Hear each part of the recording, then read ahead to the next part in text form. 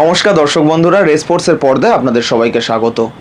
Mumbai city FC বনাম Mohun Bagan match 20 তারিখ যুবভারতী ক্রীড়াঙ্গনে মুখোমুখি হবে দুই দল। মোহনবাগান কিন্তু প্রথম 4 ম্যাচ জিতে তারপরে একটি ম্যাচ ড্র, এবং তাতেও কিন্তু পয়েন্ট টেবিলের 1 নম্বরে রয়েছে মোহনবাগান। মুম্বাই সিটি এফসি ইন্টারকাশির বিরুদ্ধে জিতে পয়েন্ট টেবিলে 3 নম্বরে উঠে এসছে। Mumbai city coach Peter Kratky কিন্তু বলেছেন তিনি মোহনবাগানকে হারিয়ে 1 নম্বরে যেতে চান। মোহনবাগান বনাম মুম্বাই সিটি এফসি ম্যাচে কি হতে চলেছে মোহনবাগানের প্রথম একাদশ, কোন দিকে এগিয়েই আছে মুম্বাই সিটি এফসি আর কোন দিকে এগিয়ে মোহনবাগান, সেই নিয়েই আলোচনা করব আজকে। আমার সাথে রয়েছে সৌরভ দা।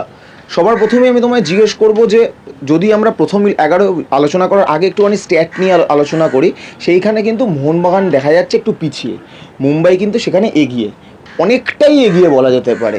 সেইখান থেকে দাঁড়িয়ে কালকে যুবভারতী ক্রীড়াঙ্গন বা মেরিনাস ডেনে মোহনবাগান বনাম মুম্বাই সিটি এফসি খেলা, 12 ম্যান হিসাবে অবশ্যই দর্শকরা কিন্তু একটা বিশেষ ভূমিকা নেয়, এটা আমরা জানি। কালকে এই যুবভারতীতে খেলা হচ্ছে বলে কি কোনো বাড়তি সুবিধা পাবে মোহনবাগান, কি মনে হচ্ছে? একদমই অর্পণ, যে পার্টিকুলার টার্মটা তুমি উল্লেখ করলে যে এই যুবভারতী কিন্তু মোহনবাগানের কাছে সত্যি মেরিনার্স ডেন, কারণ আমরা গত কয়েক মরশুমের পরিসংখ্যান যদি দেখি, যুবভারতীতে এসে মোহনবাগানকে হারিয়ে গেছে এমন টিম কম আছে। হ্যাঁ, অবশ্যই মোহনবাগানকে যুবভারতীতে হারতে হয়েছে, কিন্তু যুবভারতী মানেই যেন মোহনবাগানের একটা দাপুটে ম্যাচ আমরা সবসময় দেখতে পাই, এবং যে পরিমাণ সমর্থকদের উপস্থিতি যুবভারতীর গ্যালারিতে থাকে সেটা যে কোনো অ্যাওয়ে টিমের জন্য অবশ্যই চাপের বিষয়। কিন্তু মুম্বাই সিটি এফসির সঙ্গে মোহনবাগানের যে পরিসংখ্যান, অতীতের যে রেকর্ড, সেটা কিন্তু একেবারেই মোহনবাগানের জন্য কথা বলে না। আমরা যদি স্ট্যাটসের দিকে চোখ রাখি, তাহলে যদি 14টা ম্যাচ মোহনবাগান বনাম মুম্বাই হয়েছে, সেখানে 7টা জিতেছে মুম্বাই সিটি এফসি, 2টো মাত্র মোহনবাগান জিতেছে, বাকি 5টা ড্র। এবং যদি আমরা শেষ 5 ম্যাচ দেখি, সেখানেও মোহনবাগানের জয় মাত্র 2টোতে, 3টে জিতেছে মুম্বাই সিটি এফসি। এবং মোহনবাগান বোধহয় শেষ ম্যাচ জিতেছিল মুম্বাইয়ের সঙ্গে 2023 সালে। ফলে এই স্ট্যাটটা কিন্তু একেবারেই মোহনবাগানের পক্ষে কথা বলে না, যেটা আমরা দেখেছি বারবার। কঠিন ম্যাচে মুম্বাইয়ের বিরুদ্ধে মোহনবাগান আটকে গেছে, হোম ম্যাচে মোহনবাগান আটকে গেছে, অ্যাওয়ে ম্যাচে আটকে গেছে। ফলে অবশ্যই এই জায়গাটা মোহনবাগান শিবিরকে একটু হলেও চাপে রাখবে। কিন্তু নতুন কোচ, নতুন স্ট্র্যাটেজি, একেবারে অন্য মোহনবাগানকে আমরা এই মরশুমে দেখছি। এবং সাংবাদিক সম্মেলনে লোবেরা কিন্তু বলেই গিয়েছেন যে অতীত নিয়ে আমি ভাবছি না। তবে এই ম্যাচটা মোহনবাগানের জন্য খুব সহজ হবে না, আবার মুম্বাইও খুব সহজে জিতে নিতে পারবে না, কারণ তাদেরও বেশ কিছু সমস্যা রয়েছে। ভালপুইয়া সাসপেনশন রয়েছে, অটিজ একটা ইনজুরিতে রয়েছে, ব্র্যান্ডনের ইনজুরি রয়েছে, পেরেরা ডিয়াস পুরো ম্যাচ খেলতে পারবেন কিনা এটা নিয়েও একটা কনফিউশন রয়েছে। ফলে মুম্বাইয়ের জন্য বেশ কিছু প্রতিবন্ধকতা রয়েছে। এবং যুবভারতীতে 12th ম্যান যেহেতু মোহনবাগান গ্যালারি, সেটা অবশ্যই পিটার ক্র্যাটকিকে একটু হলেও চিন্তায় রাখবে। অবশ্যই সৌরভদা, তবে তুমি যে কথাটা বললে যে যুবভারতীতে মোহনবাগান সেরকম হারে না, তাহলে সেই কথা ধরেই কিন্তু একটা কথা বলতেই হয় যে মোহনবাগান যুবভারতীতে শেষ যে ম্যাচটা হারের কথা হয়তো মোহনবাগান দর্শকরা এখনও মনে রেখে দেয়, সেই ম্যাচটা কিন্তু মুম্বাইয়ের বিরুদ্ধে ফাইনালে 3-1 গোলে কিন্তু মুম্বাই সেই ম্যাচটা জিতেছিল। এবং গোল কে করেছিল মনে রাখতে হবে, পেরেরা ডিয়াজ। এবং এই কথাটা কিন্তু বলতেই হয়, মোহনবাগানের বিরুদ্ধে পেরেরা ডিয়াজ কিন্তু জ্বলে ওঠে, সেটা ব্যাঙ্গালোরের জার্সিতে হোক, ব্যাঙ্গালোরের জার্সিতে অনেকটাই কম, যদিও নিষ্প্রভই বলা যেতে পারে। মুম্বাইয়ের জার্সিতে বিশেষ করে পেরেরা ডিয়াজ কিন্তু মোহনবাগানের বিরুদ্ধে গোল করতে জানে, এবং সেইখানে তার ওই স্টেন গান সেলিব্রেশন সে করেছিল ফাইনালে। তো সেইখান থেকে দাঁড়িয়ে পেরেরা ডিয়াজ কালকে যদি পুরো 90 মিনিট থাকে তবে অবশ্যই একটা ফ্যাক্টর হবে। কিন্তু সেইখান থেকে দাঁড়িয়ে আমি তোমাকে একটা যদি প্রশ্ন করি সৌরভ দা, যে আমরা ইস্টবেঙ্গল ম্যাচের কথা একটু টেনে নিয়ে আসি, যে ইস্টবেঙ্গল ম্যাচের জামশেদপুরের ম্যাচের পর আমরা একটা কথা বলেছিলাম যে প্রাক্তনী কাটায় বিদ্ধ হলো ইস্টবেঙ্গল, কারণ ইস্টবেঙ্গলের প্রচুর প্রাক্তন প্লেয়ার জামশেদপুরে আছে। তুমি যদি ভালো করে দেখো, মোহনবাগানের জনি কাউকো মুম্বাই খেলবে, নুনো রেইস হয়তো মোহনবাগানের সুপার কাপ খেলেছে, ISL খেলেনি, কিন্তু বেশ কিছুদিন মোহনবাগানের সাথে ছিল, সেখানে খেলছে।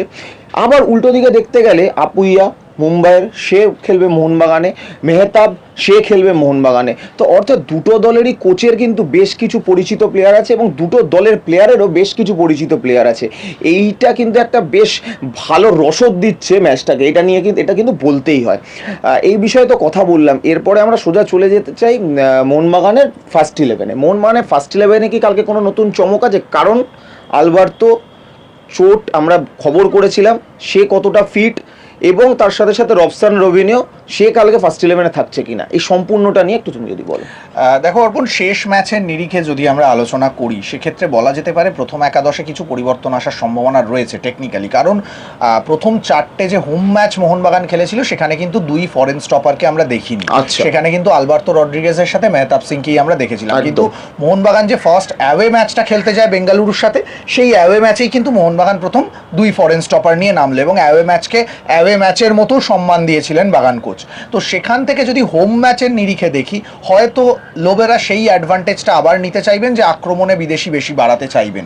সেটা যদি হয় তাহলে কালকে অবশ্যই বিদেশি স্টপার একজন কমবে। এবার সেটা টম অলরেড নাকি আলবার্তো রড্রিগেজ, সেটা নিয়ে কিন্তু এখনও একটা সংশয় থেকে যাচ্ছে, কারণ ইতিমধ্যেই গতকাল আমাদের একটা প্রতিবেদন গেছে যেখানে আমরা জানিয়েছি যে আলবার্তো রড্রিগেজ পুরো অনুশীলন করছেন না, তার চোটের জায়গায় এখনও অস্বস্তি রয়েছে। এবার যেটা লোবেরার ক্ষেত্রে জেনারেলি হয়, আমরা আগের কোচ ফেরান্দো বলি বা মলিনা বলি, সেক্ষেত্রে আমরা যেটা দেখতে পেতাম যে ম্যাচ ডে -1 বা ম্যাচ ডে -2 প্র্যাকটিসে আমরা একটা কম্বিনেশন সেট আপ দেখতে পেতাম, যেটা দেখে একটা ফার্স্ট 11 আঁচ করা যেত। কিন্তু লোবেরা মূলত ম্যাচ ডে মর্নিংয়ে ফার্স্ট 11 সেট করেন। তো সেক্ষেত্রে কিন্তু নিশ্চিত করে এটা বলা যাবে না যে আলবার্তো মাঠে নামবেন না আজকে, আবার এটাও বলা যাবে না যে আলবার্তো খেলছেনই। ফলে এই জায়গাটা একটা সংশয় থেকে যাচ্ছে। আলবার্তোকে নিয়ে যদি ঝুঁকি নিতে চান লোবেরা, তাহলে হয়তো আলবার্তো আজকে শুরু করতে পারেন, যেহেতু মুম্বাই আক্রমণও শক্তিশালী, তারা অ্যাটাকিং ফুটবল খেলে। আবার যদি গোল তুলে নেওয়ার যে টেন্ডেন্সি লোবেরার মধ্যে আমরা দেখেছি, লোবেরা বারবার বলেন যে আমি একজন উচ্চাকাঙ্ক্ষী কোচ, বেশি গোল চাই, অ্যাটাকিং ফুটবল খেলতে ভালোবাসি, সেটা যদি হয় তাহলে কিন্তু সেক্ষেত্রে যদি আলবার্তো রড্রিগেজকে স্যাক্রিফাইস করতে হয় ডিফেন্সে, সেক্ষেত্রে অবশ্যই লোবেরা যে জায়গাটা চাইবেন আক্রমণ ভাগকে আরও শক্তিশালী করতে। আর তাই যদি হয় তাহলে সেক্ষেত্রে রবসান প্রথম একাদশে ঢুকবেন এবং রবসান কিন্তু প্রথম একাদশে ঢোকার মতো কন্ডিশনেও রয়েছেন, কারণ আমরা দেখেছি রবসান রবিনও তিনি ফিট রয়েছেন, গতকাল সম্পূর্ণ অনুশীলন করেছেন, যতটুকু তার পক্ষ থেকে যে এফোর্টটা দেওয়া সম্ভব সেই এফোর্টটা তিনি দিয়েছেন এবং তার শরীরী ভাষাও বলে দিচ্ছে যে তিনি মাঠে নামার জন্য তৈরি রয়েছেন। ফলে সেক্ষেত্রে রবসান যদি প্রথম একাদশে আসেন তাহলে অবশ্যই ডান প্রান্তে আমরা লিস্টন কোলাসোকে দেখতে পাবো, সেক্ষেত্রে মনবীর সিং বসবেন এবং 2 সাইড ব্যাক আমরা জানি সুভাশিস বোস এবং অভিষেক সিং ছাড়া কোনো পরিকল্পনা এই মুহূর্তে থাকবে না লোবেরার কাছে। মিডফিল্ডেও পরিবর্তন আসার সম্ভাবনা নেই, থাপা এবং আপুইয়া শুরু করবেন। যদি 2 উইংয়ে রবসান এবং লিস্টন থাকেন তাহলে মাঝখানে দিমিত্রি এবং আক্রমণে থাকবেন জেমি ম্যাকলারেন। তবে যদি রবসানকে দিয়ে শুরু না করান তাহলে কিন্তু রবসানের জায়গায় তাহলে কিন্তু রবসানের জায়গায় জেসন কামিন্স শুরু করবেন। এই পরিবর্তনটা অবশ্যই আসতে পারে, তবে সবটাই কিন্তু ডিপেন্ড করে রয়েছে যে আলবার্তো রড্রিগেজ খেলছেন কি খেলছেন না, এইটার উপরে নির্ভর করেই হয়তো সার্জিও লোবেরা মুম্বাই ম্যাচের প্রথম একাদশ নির্বাচন করবেন।